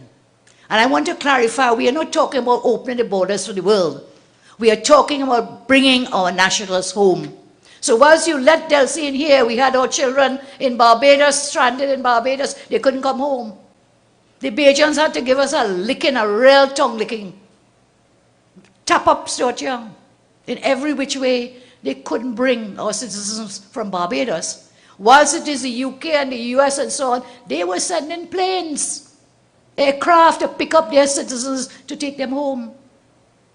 They have some of the highest rates of COVID, but they made sure to take care of their citizens because the right at common law, which is a right we inherited long before we had a written constitution, a common law right that every citizen must be allowed to enter into the country. You could have a pandemic, you could have whatever it is, you can only block out your citizens if you go to the parliament to change that law, to change the common law, to change the constitutional rights of citizens. You haven't done that. Instead, you have the Minister of Health signing a piece of paper saying, shut down the borders, nobody can come in unless Stuart Young gives them that exemption. And I'll talk a little bit about that because we have to bring our citizens home. Each day we hear the stories, we read of the stories, the harrowing experiences, horrible experiences our citizens are facing in foreign lands. And there is no compassion. When we talked about you're granting these exemptions, you're doing it, no equity, no equality, inequality of treatment, that some could come and some can't come. And as I said, things get so bad that even a dog had more rights than our citizens. Dog could get an exemption to come in. So I'll deal with Stuart Young on those issues in the Parliament on another day. So, talking about Tobago. I really had no intention to get into the whatever is happening there, but I think you've put me there, you've put me in the middle there. You're putting up posters with my face on it. I know I have a good-looking face, eh?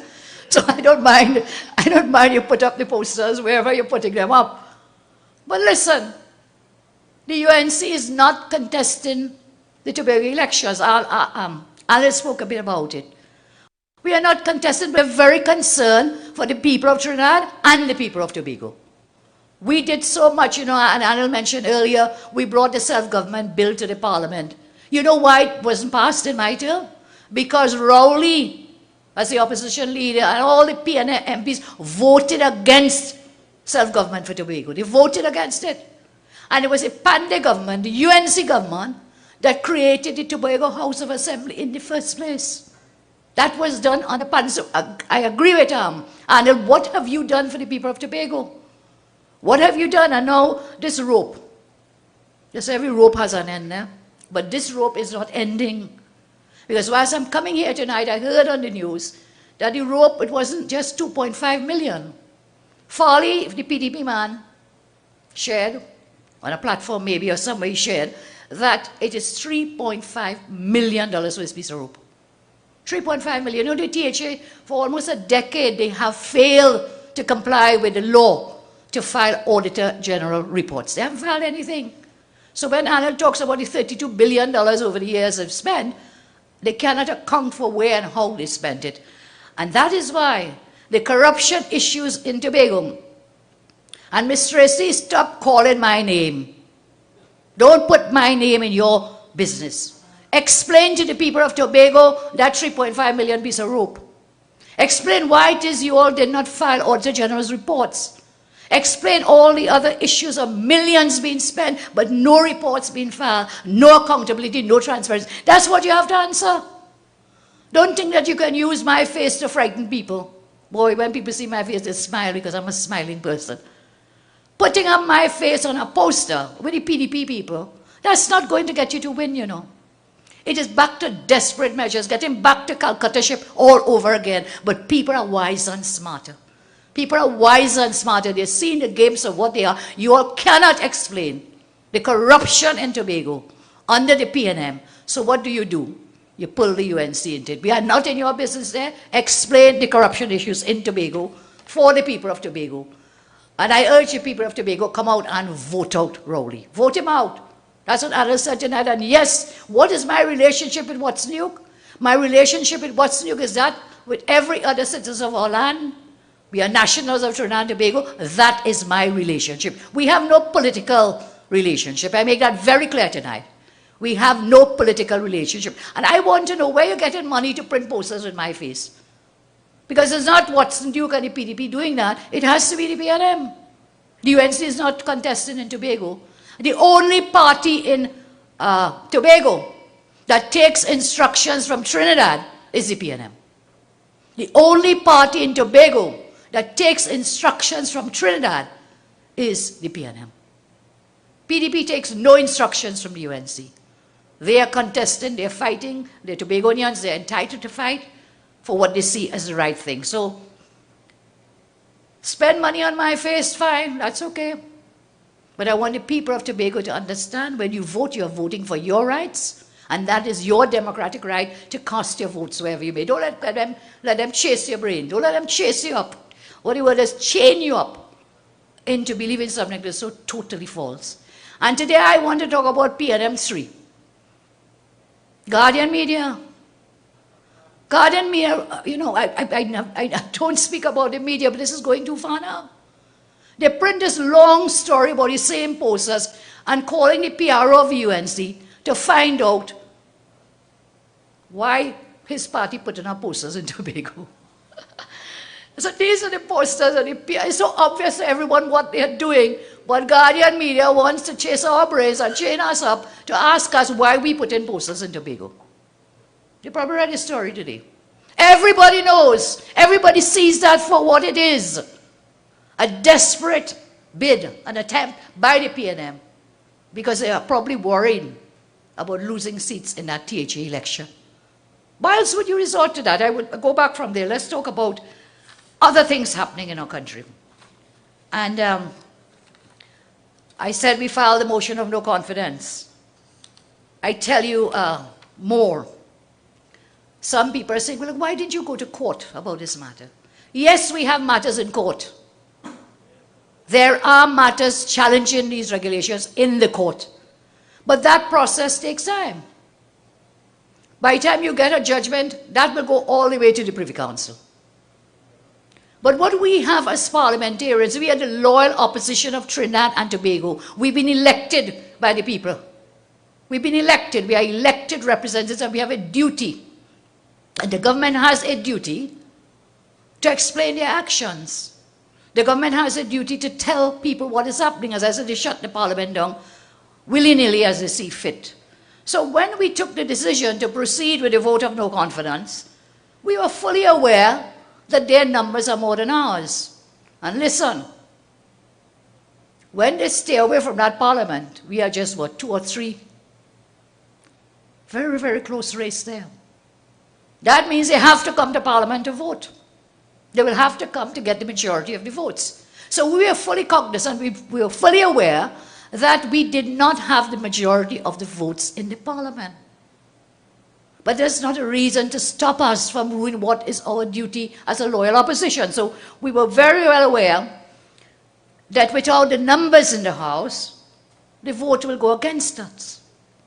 We are also very much aware we could not let that stop us from using whatever mechanism was available to bring the fight on behalf of our brothers and sisters stranded out there. Stranded there, that is our duty to bring it into the parliament. Let the parliament record Hansard, show what this wicked and incompetent government has been doing. That is where we go. And when we talk to you from the parliament, we talk to the people of Trinidad and Tobago, to the nation. So this matter will go down in the Hansard as a record of history of the illegality that the PNM is proceeding with. So you just go to court and wait what? By the time you get a hearing, what? When? This year? Next year? By the time you go up to the Court of Appeal, this year, next year, by the time you finish, 5 years gone, you know. By the time you reach the Privy Council.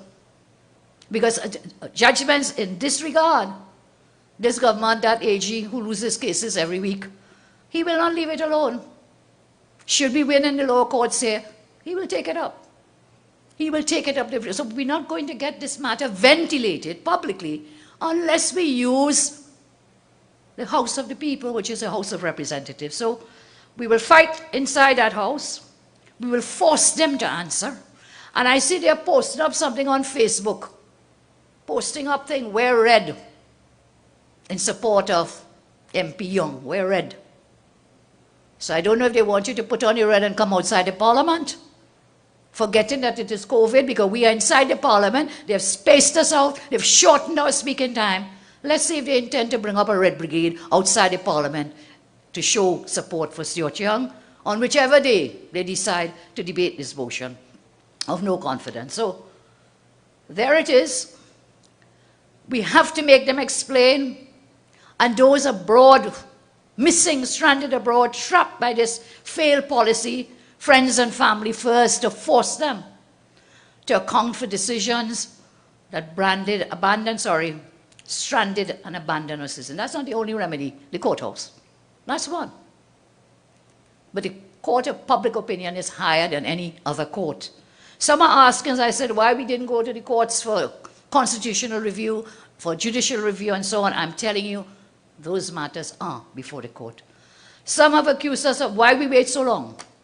Why did we wait so long to call for our citizens to come home? And I want to make it clear, I'm not saying open the borders, I'm saying bring home. Let your citizens come home. Let our nationals come home. That's what we need to do. So we waited too long.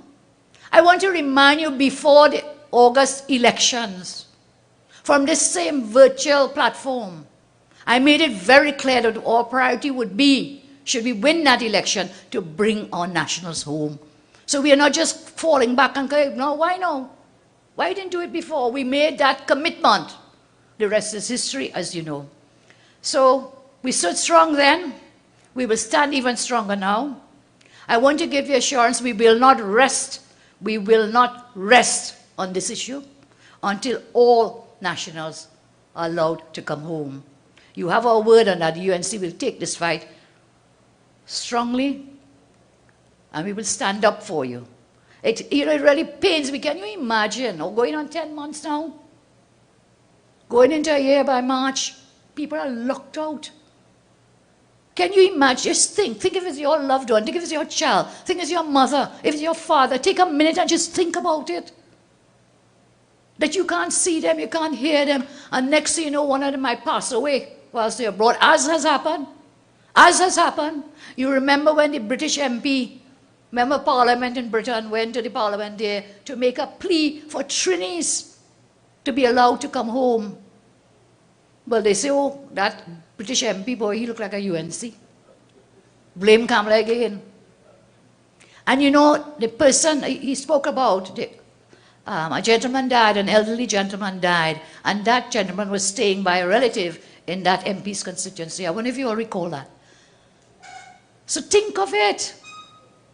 Can you imagine? I mean, for almost, as I said, 10 months you're not seeing your husband or your wife. You're not seeing your son or your daughter or a parent. Does this government even think about that? No, they don't. Because when he wanted to see his daughter, she came home. Faris's son came home, that was okay, and I'm happy. I am happy for all those who were able to come home. I'm happy for all those who were able to travel and come back. I'm happy for them. But think about all the other thousands who don't have that facility. And even though it is an illegal regulation, they're being illegally detained outside. It's a kind of exile. You know, it's like you've exiled your citizens. You've exiled them in another country, a foreign country. And they don't care. They don't even think about it. So we will deal with it frontally. In the courts it's being dealt with, and the Parliament, the highest court in the land, is the People's Parliament. We will deal with there as well. So whilst we are here talking about matters, there's a matter that's troubling me. You know, I read in the newspapers, I think Taka just showed me a copy of the article, where it is that the NIB is, well, had given loans, and that within this period, over the last week or two newspaper reports have come out in the Express, indicating that these loans that the NIB and others had given to these companies, that they had to defer the interest payments and so on, because the companies couldn't pay. And I set my mind to thinking, what's going on with the NIB? The NIB, established by the National Insurance Act, first of all, provides for a National Insurance Board, okay? Section 3 of that Act. Section 8 of that Act says it is the duty of the board to operate and manage the system of national insurance. Okay, we know that NIS, we talk about NIS. And then we get to Section 13 of the National Insurance Act. And it says it creates a mandatory, not a discretionary power. It mandates that the NIB has a statutory duty to file something called an annual report. They must make that report June 30th. They have 3 months within that period, June 30th, take us up to June, July, August, September 30. 3 months to prepare a report of its work for the past financial year. And then when they make that report, they have to give it to the minister, who is the Minister of Finance. And then the law further says, when the minister gets it, within 2 months, he must lay it in the Parliament. He must lay it in the Parliament. Why is that important? It is important because we get to know what's happening at the NIB, National Insurance Board. We get to see how many people have lost jobs, or how many people have gained jobs, because if you see the number of persons contributed to NIS, if it increases, then it means more people have jobs. If that number decreases, it means more people have lost their jobs, and we know more people have lost their jobs. So no report has been filed for the 2019 year of the NIB, and no report has been filed for 2020. The latest that that report has to be made and filed in the Parliament is the end of November. So end of November 2019 has gone, we have no report. The end of November 2020 has gone, no report. For 2 straight years, no reports. But you will recall in 2018, when I was contributing to the budget debate, the minister and this government has been hiding unemployment data. The CSO has not given any data for years as well, of how many people do not have jobs. So I took the NIB 2018 report and was able to show that 60,000 persons, just over 60,000 persons, being only those who would have been paying NIS, 60,000 persons had disappeared. 60,000 less people paying NIS, which means that they had lost their jobs. They were no longer contributing to the NIS scheme. Since then, they have not filed a single report. The minister is hiding the data in NIB report. And I remember I asked about this before, and Ampasa in the Parliament, he said something about, well, they made some mistakes in it, I have to correct it. But the law is very clear. The minister cannot instruct the NIB what to do or not to do. The minister cannot correct anything in the NIB report. When he gets it, his only duty with that report in terms of the Parliament, file it in Parliament, lay it in the Parliament, no later than the 30th of November of each year. 2 reports gone. And so we look at what's happening with this. We look at what the report is supposed to have. I mentioned contributors, meaning people pay NIS. You will have, as I say, we had 60,000 less as of 2018. Now with 19 and the COVID in 2020, we really need to know what's happening. The report should also tell you about investments. Section 13 of the Act tells you what that report must have. Number of contributors and beneficiaries. So the amount of persons paid into NIS and the amount of people benefiting from the NIS because you pay all these payments. Contribution income collected. Fixed expenditure incurred for administration of the system. composition of the investment portfolio. That's what that article set me thinking, because that's what we'll find out. We'll find out where the NIB has invested your money. That's your money. Taxpayers' money. You pay the NIS. Where has that money gone? No report, we can't tell, but we're seeing 2 newspaper reports recently talking about the NIB lending people money, and then when they lent it to them, the people can't pay the money. Can't pay the money. So the NIB now has to give them a deferral, reduce the interest rates. Why is the NIB doing that? We need to know what the report says about the investment portfolio of the NIB. It also tells us about the yield on investments. So obviously in that particular investment, the loan that they gave to these 2 companies, they're getting back less money. Why is he hiding the report? The report also tells us a statement of any financial or commercial arrangement with subsidiaries or associated companies. All of that has been hidden from us. We don't have it. So the NIB, he told us last year something about the NIB, which again has us very worried. You remember in the budget debate, Imbert told the country he wants to increase the retirement age to what? To 65. So is the NIB, is there money in dire straits? We don't know, because we have had no reports for 2 years. Is it a sustainable fund that they have to allow the NIB to continue paying people? And why you want to go to 65? Because then you won't have to pay no pensions, no NIS pensions. 5 more years you want people to work. So we need to see that report. This is what Imbert said October 2020 when he was delivering a budget statement about the NIB. Madam Speaker, we are ensuring that our national institutional mix remains resilient and capable of meeting the demands of a modern economy.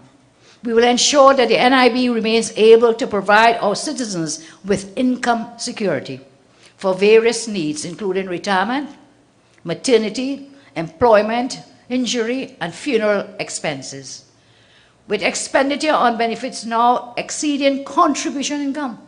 This is just a bold statement. With expenditure on benefits now exceeding contribution income. In other words, what you're getting is less than what they're paying out. So what is the status of this? This is your pension money, your maternity leave money, employment, injury benefits. This is where it comes from, that NIB, National Insurance Board. So what is the status of it? Why are you hiding the report, Minister Imbert?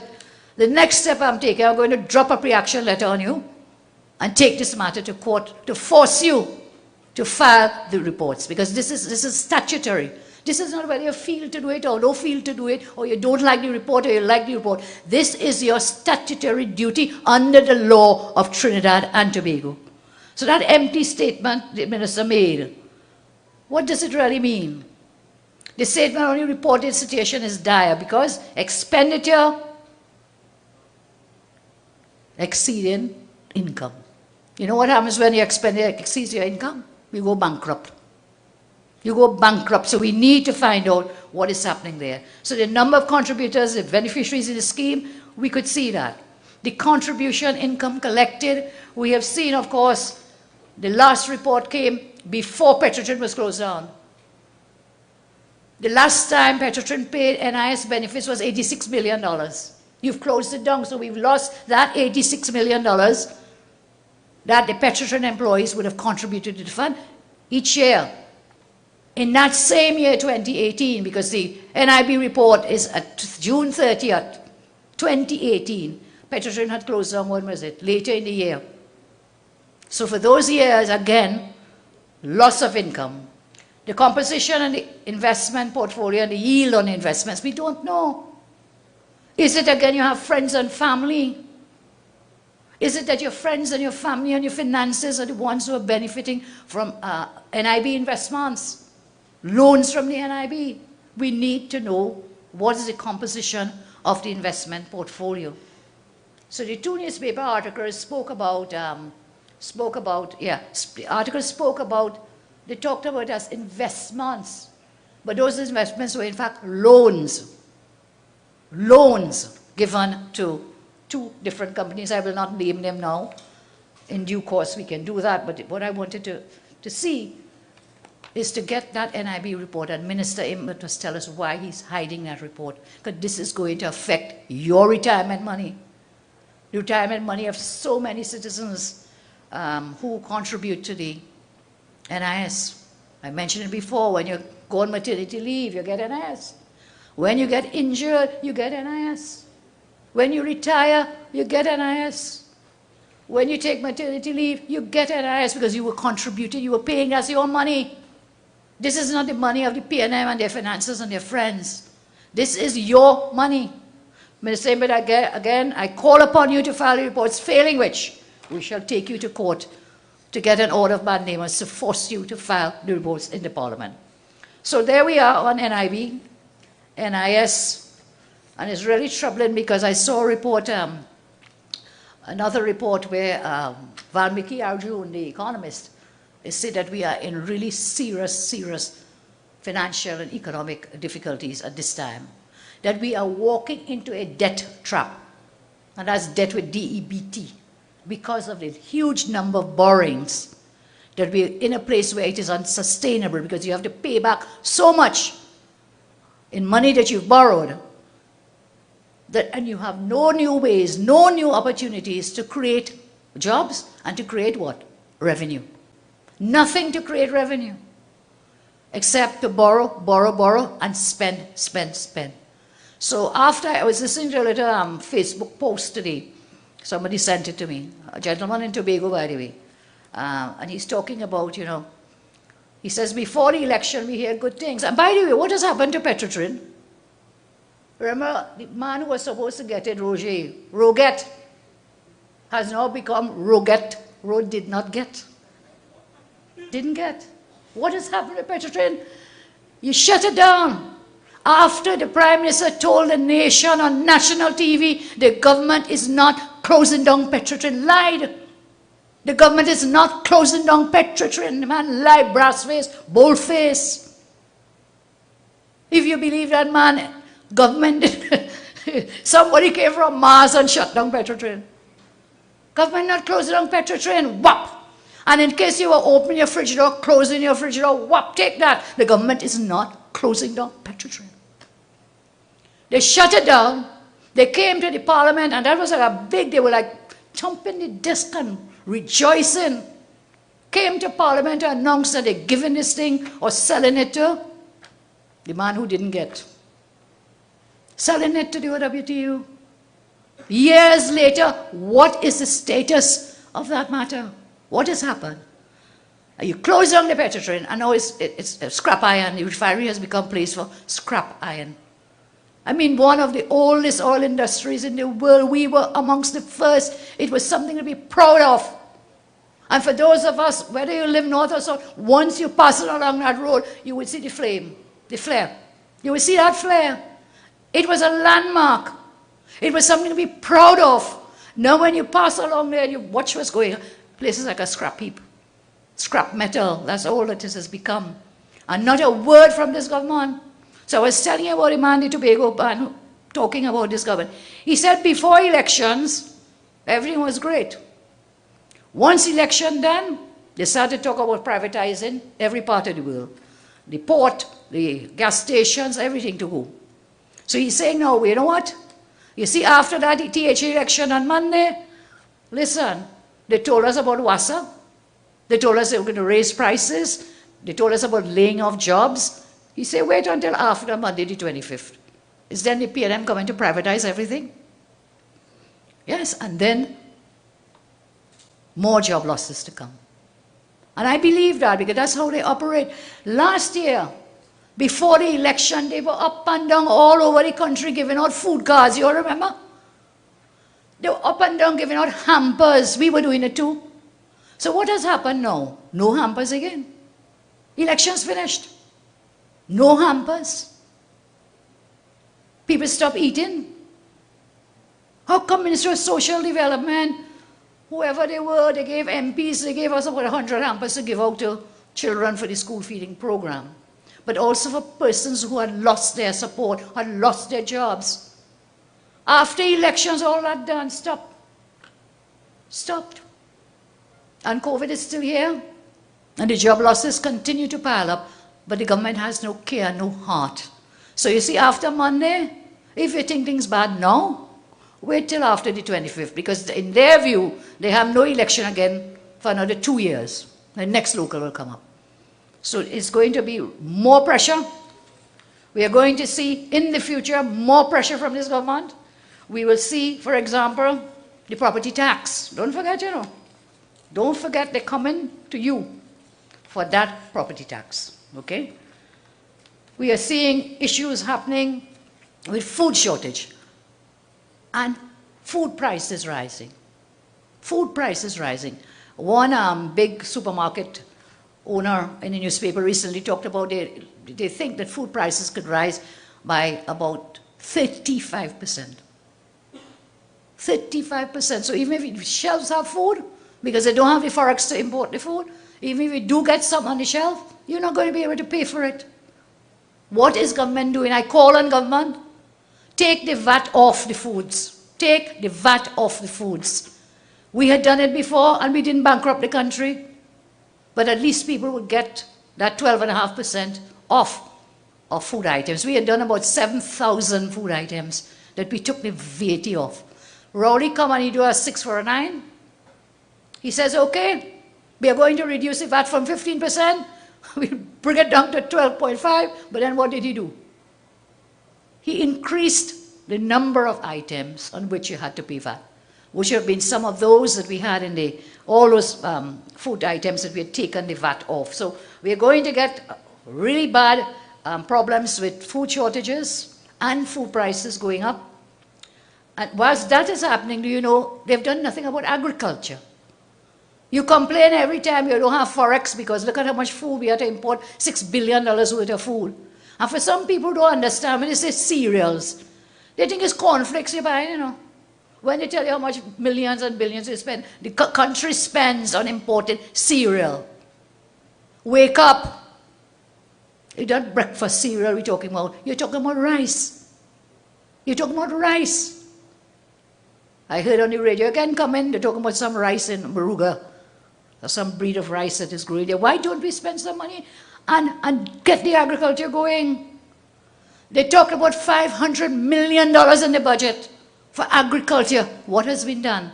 That was since October. We are into middle of January, going to the end of January. Which farmer has gained any benefit from that $500 million? And when we raised it in the parliament, it was like a big joke. Because they talked about it, Ravi Rataram is the shadow for agriculture. They talked about it and we couldn't find it anywhere. And then we had to find it where? On the Ministry of Finance. The $500 million they said also agriculture didn't go in the agriculture ministry. They put it on the Minister Imbert's Ministry of Finance. So under this government, the contribution of the agricultural sector to GDP fell by over $200 million. In real terms. So it was 1.5 billion when we were there, and they've gone down now to $1.2 billion. That is from agriculture. What are we doing? We can't feed ourselves, but we are not investing in agriculture. So we talk about food shortages, we talk about high food prices, but doing absolutely nothing about it. Nothing. All this government is doing, as I said, borrow, spend, raid HSF. That's where they're going again. That's the next stop because there's nothing they have done to increase revenue collection. Nothing. So more taxes to come, more rising prices for basic utilities and so on, the electricity, the water, that is to come. High utility rates, higher rates for basic services at the corporations.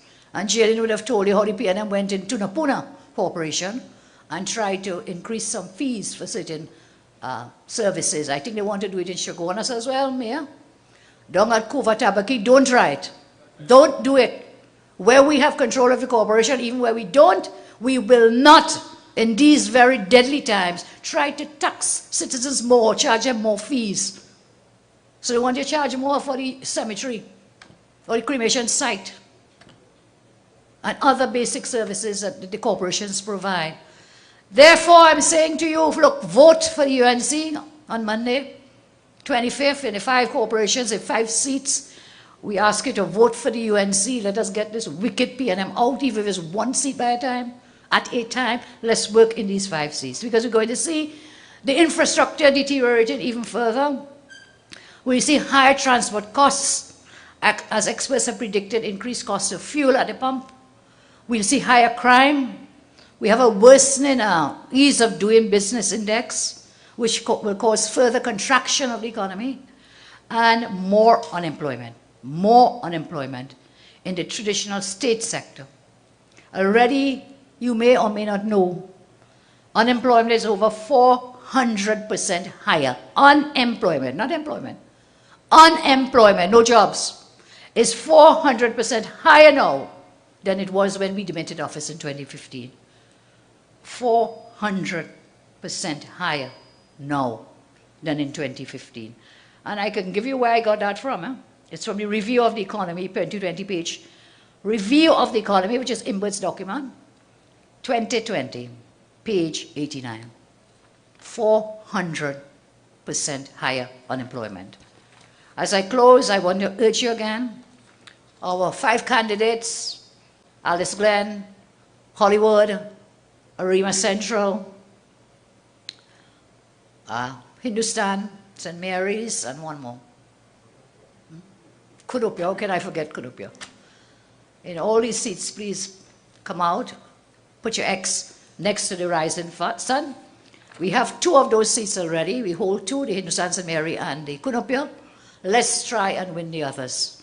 I know the teams are working really hard. I want to congratulate the candidates and their teams in each of these electoral districts. I want to wish you the best of luck next Monday, the 25th, and let's make sure and pull out every vote to be cast for the rising sun. God bless, and I thank you very much.